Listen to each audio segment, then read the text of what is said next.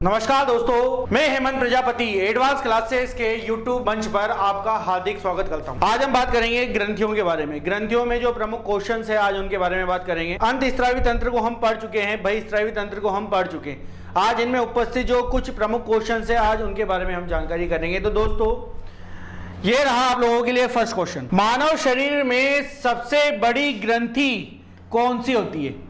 तो आप लोगों से यहाँ पर जानना चाहता है कि मानव शरीर में जो उपस्थित है सबसे बड़ी ग्रंथि कौन सी है।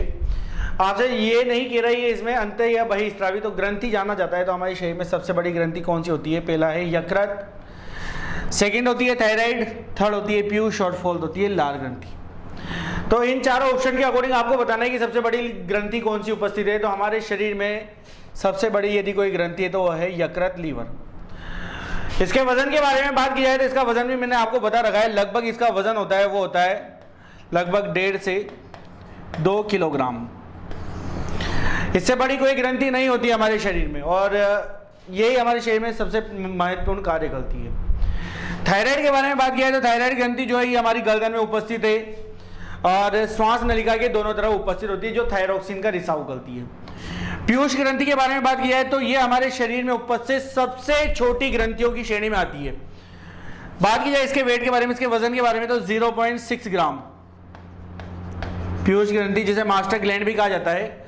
और लार ग्रंथियों के बारे में बात की जाए तो लार ग्रंथियां हमारे मुख में उपस्थित प्रमुख ग्रंथियां हैं जो लार का स्त्राव करती है एंजाइम्स के रूप में, जो भोजन का पाचन करने में क्या करते हैं? सहायता करते हैं। बात करें यहां पर सेकंड क्वेश्चन के बारे में, तो नेक्स्ट क्वेश्चन में आपको बताया गया है कि कौन सा हार्मोन लड़ो और उड़ो हार्मोन कहलाता है। ऐसा कौन सा हार्मोन है जो लड़ो और उड़ो का हार्मोन कहलाता है? तो सबसे फर्स्ट ऑप्शन है इंसुलिन हार्मोन, सेकंड ऑप्शन है आपके पास एड्रेनालिन हार्मोन, थर्ड है एस्ट्रोजन और फोर्थ है ऑक्सीटॉक्सिन। तो दोस्तों लड़ो या उड़ो का हार्मोन के बारे में बात की जाए तो यहां पर कौन से हार्मोन को लड़ो या उड़ो का हार्मोन कहा जाता है? तो दोस्तों यहां पर कहा जाता है एड्रेनालिन को लड़ो या उड़ो का हार्मोन। क्यों कहा जाता है इसे? तो दोस्तों मैंने आपको बताया था एड्रेनालिन हार्मोन जो कि कहां से निकलता है? एड्रिनल ग्रंथि से निकलता है, अधिवृक्क ग्रंथि से निकलता है। यह हार्मोन आपके शरीर में प्रत्येक समय या प्रत्येक टाइम जो है रिलीज नहीं होगा। यह केवल परिस्थितियों में होता है, केवल ये आपातकाल में। किस समय कार्य करता है यह हार्मोन? केवल आपातकाल की स्थितियों में यह हार्मोन कार्य करता है। जैसे कि मान लो किसी भी प्रकार का डर है या भय, किसी पर क्रोध आना, इन कंडीशन पर ये कार्य करता है। और जब भी ये कार्य करता है तो हमारी हार्ट बीट क्या हो जाती है? बढ़ जाती है। और जैसे ही परिस्थिति हमारे सामने से क्या हो जाएगी? समाप्त हो जाएगी, तो हमारी हार्ट बीट क्या हो जाएगी? पहले की तरह नॉर्मल हो जाएगी। इसी वजह से इसे कहा जाता है लड़ो या उड़ो का हार्मोन। जब तक परिस्थिति आपके सामने है, विकट परिस्थिति, तब तक तो ये क्या करेगा? उससे लड़ता रहेगा। लेकिन जैसी परिस्थिति आपके सामान्य हुई, ये क्या हो जाएगा? ऑटोमेटिक रिलीज होना बंद हो जाएगा। इसी वजह से इसे किस नाम से जाना गया है? लड़ो या उड़ो, फाइट एंड फ्लाइट हार्मोन कहा जाता है। तो दोस्तों तीसरा क्वेश्चन जो आप लोगों के सामने इस प्रकार से, निम्न में से कौन सी ग्रंथि इंसुलिन बनाती है? तो इंसुलिन हार्मोन काफी इंपोर्टेंट हार्मोन है। कौन सी ग्रंथि बनाती है? तो सबसे फर्स्ट नंबर पर आपसे जाना जाता है कि तिल्ली, जिसे हम कहते हैं प्लीहा भी, या इसे हम कहते हैं स्प्लीन, कि स्प्लीन बनाती है। सेकंड आप लोगों से जाना जाता है यकृत, जिसे हम कहते हैं लीवर, या थर्ड ऑप्शन आप लोगों से जाना जाता है पीयूष, जिसे हम कहते हैं प्यूटिटरी, और फोर्थ जो है आप लोगों से जाना जाता है अग्नाशय, जिसे हम कहते हैं पैनक्रियास। तो हमारे यहाँ पर अगर बात की जाए तिल्ली के बारे में, तो दोस्तों मैंने आपको कई बार बताया है कि जो तिल्ली है इसका प्रमुख कार्य होता है हमारे रक्त, हमें हमारे जो शरीर है उसमें ब्लड बैंक के रूप में कार्य करती है स्प्लीन। हमारे ब्लड को एक जगह पर रुकने नहीं देती। यकृत के बारे में बात किया है तो हमारे शरीर का ज़्यादातर हार्मोन जो भी है या हमारे शरीर में जो एंजाइम होते हैं उन सभी का नियंत्रण केंद्र, ग्लूकोज का नियंत्रण केंद्र, वो हमारे पास यकृत होता है। पीयूष ग्रंथि के बारे में बात की जाए तो पीयूष ग्रंथि काफ़ी ज़्यादा इंपॉर्टेंट है, जो हमारे मस्तिष्क में उपस्थित है। और बात की जाए अग्नाशय ग्रंथि, तो दोस्तों आप लोगों का जो राइट आंसर हो जाएगा वो हो जाएगा अग्नाशय ग्रंथि, कि इंसुलिन हार्मोन का निर्माण करती है अग्नाशय ग्रंथि की बीटा कोशिका। कौन सी कोशिका? अग्नाशय ग्रंथि की बीटा कोशिका जो होती है ये बनाती है इंसुलिन हार्मोन को। ठीक है, ये आपको ध्यान रखना है दोस्तों। और मैंने आपको बता भी चुका हूं कि इंसुलिन हार्मोन को किसने खोजा था, तो इंसुलिन हार्मोन की खोज की थी बेटिंग और बेस्ट ने।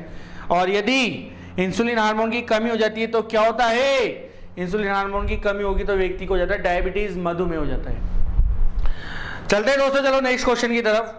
तो नेक्स्ट क्वेश्चन में आप लोगों से यहां पर जानना चाहता है कि ऑक्सीटोसिन हार्मोन स्रावित करने वाली ग्रंथि कौन सी है। ऑक्सीटोसिन हार्मोन जो है कौन सी ग्रंथि स्रावित करती है। तो सबसे फर्स्ट ऑप्शन है आप लोगों के पास पीयूष, सेकंड है पीनियल, थर्ड है एड्रिनल और फोर्थ है अग्नाशय। तो ऑक्सीटोसिन के बारे में बात की जाए तो ऑक्सीटोसिन हार्मोन जो है प्रेरित कौन करता है, पीयूष ग्रंथि। तो आपका जो राइट आंसर हो जाएगा वो क्या हो जाएगा, पीयूष ग्रंथि हो जाएगा। फिर दोस्तों आगे चलते हैं नेक्स्ट क्वेश्चन पर। जानना चाहता है आपसे निम्नलिखित में से वह अंतःस्रावी ग्रंथि कौन सी है जिसे मास्टर ग्रंथि कहा जाता है। ऐसी कौन सी अंतःस्रावी ग्रंथि जिसे मास्टर ग्रंथि कहते हैं। तो फर्स्ट है अवटु ग्रंथि जिसे कहा जाता है थायराइड, पर अवटु ग्रंथि जिसे कहा जाता है पैराथायराइड, और थर्ड है पीयूष ग्रंथि और फोर्थ है अधिवृक्क ग्रंथि। तो दोस्तों मैंने आपको बताया था कि अगर मास्टर ग्रंथि के बारे में बात की जाती है या मास्टर ग्लैंड के बारे में बात की जाती है तो मास्टर ग्लैंड कौन सी होती है, पीयूष ग्रंथि। तो दोस्तों आपका जो राइट आंसर हो जाएगा वो पीयूष ग्रंथि हो जाएगा। कारण क्या है, इसे मास्टर ग्लैंड क्यों कहते हैं, तो ये भी जानना जरूरी है कि मास्टर ग्लैंड क्यों है। तो हमारे शरीर में जितने भी हार्मोन्स निकलते हैं उनका जो नियंत्रण केंद्र है, नियंत्रण केंद्र वो कौन होती है, पीयूष ग्रंथि होती है। ये सभी हार्मोन का नियंत्रण तो करती ही है, इसके अलावा कई सारे प्रमुख हार्मोन को रिलीज भी ये करती है। कई सारे हार्मोन यहां से निकलते भी हैं, जैसा कि एक हार्मोन मैंने आपको बताया था एसटीएच, एलटीएच, टीएसएच। तो इस प्रकार से कई सारे हार्मोन को रिलीज करने का कार्य भी ये करती है पीयूष ग्रंथि। तो बात करते हैं नेक्स्ट क्वेश्चन में कि निम्न में से कौन सी ग्रंथि अंतःस्रावी एवं बहिस्रावी ग्रंथि की श्रेणी में आती है। कौन सी ऐसी ग्रंथि है जिसे आप अंतःस्रावी भी कह सकते हो और बहिस्रावी भी कह सकते हो। तो यहां पर फर्स्ट ऑप्शन है आप लोगों के पास पीयूष ग्रंथि, सेकेंड ऑप्शन है आप लोगों के पास अग्नाशय ग्रंथि, थर्ड में है अंडाशय और फोर्थ है वृषण। तो अंत एवं बहिस्रावी ग्रंथि हमारे शरीर में एकमात्र ग्रंथि है और वो कौन सी होती है, तो वो होती है हमारे पास अग्नाशय। ये शरीर की एकमात्र ऐसी ग्रंथि है जो कैसी होती है, अंतःस्रावी भी होती है और बहिस्रावी भी होती है। क्यों, क्योंकि इस ग्रंथि से क्या क्या निकलते हैं, इससे एक तो निकलते हैं एंजाइम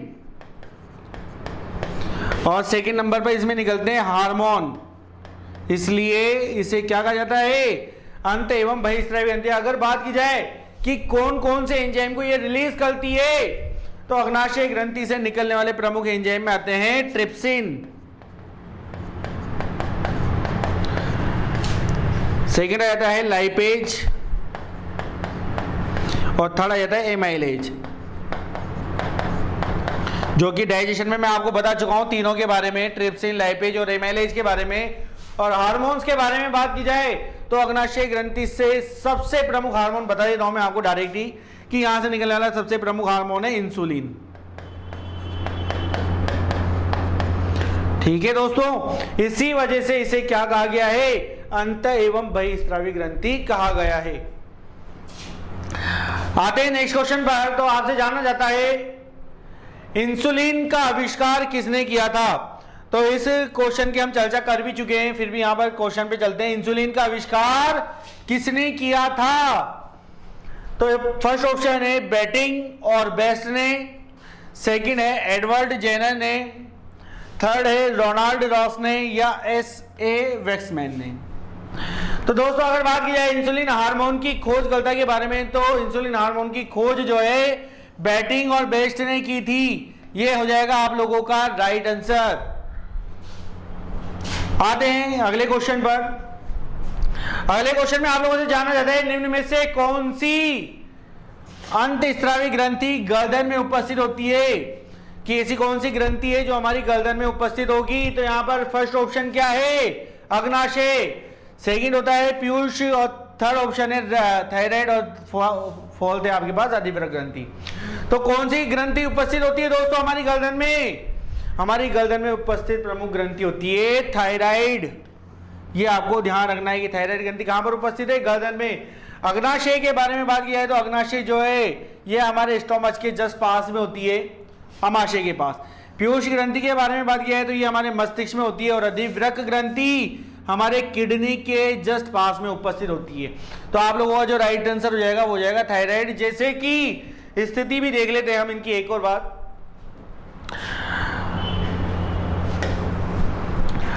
तो दोस्तों ये आपको बताया गया है यहां पर, चलो इस इमेज के माध्यम से देखते हैं। तो इस इमेज में जैसा कि अगर बात की जाए तो पीयूष ग्रंथि तो हमारे यहां पर उपस्थित होती है इस पार्ट पे। आपसे जाना जाता है कि गर्दन में कौन सी है, तो हमारे गर्दन में यहां पर उपस्थित जो ग्रंथि होती है ये होती है थायराइड ग्रंथि। तो ये आपका ऑप्शन सही हो जाएगा।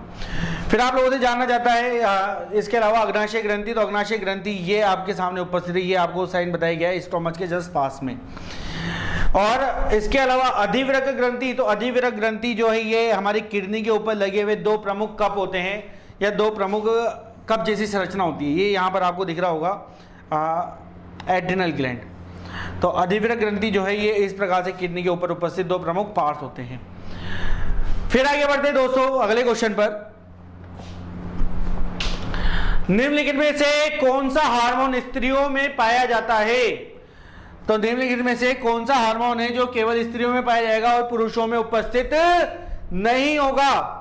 तो आते हैं ऑप्शन पर। सबसे फर्स्ट ऑप्शन है आप लोगों के पास एस्ट्रोजन, सेकंड होता है प्रोजेस्टेरॉन, और थर्ड टेस्टोस्टेरोन, और फोर्थ ऑप्शन है फर्स्ट और सेकंड। ये दोनों हार्मोन महिलाओं में उपस्थित होते हैं।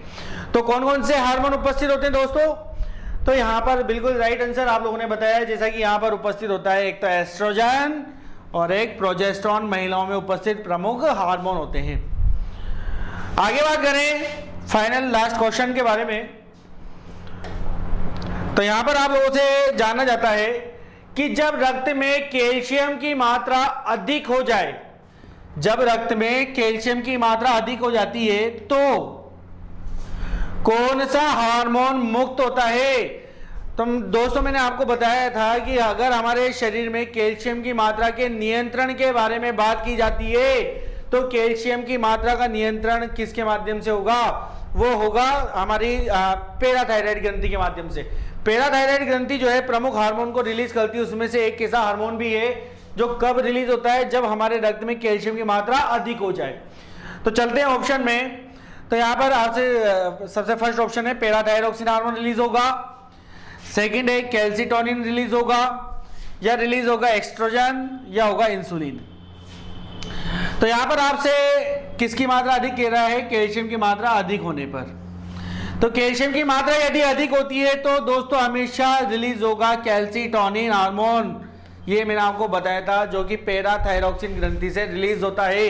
और यदि यहां पर अगर आपका क्वेश्चन होता है कि यदि कम होता, यदि क्या होता, कैल्शियम की मात्रा कम हो जाती, तब आपका राइट आंसर क्या हो जाता है? पैराथायरॉक्सिन हार्मोन। तो ये पैराथायरॉक्सिन या पैराथायराइड ग्रंथि जो होती है ये कैल्शियम की मात्रा का नियंत्रण करती है हार्मोन्स के माध्यम से। जब भी कैल्शियम की मात्रा कम होती है तो पैराथायरॉक्सिन रिलीज होता है, और यदि कैल्शियम की मात्रा अधिक होती है तो कैल्सिटोनिन रिलीज होता है। तो दोस्तों आज के लिए बस इतना ही। हम मिलते हैं नेक्स्ट क्लास में नेक्स्ट टॉपिक के साथ। तब तक के लिए धन्यवाद।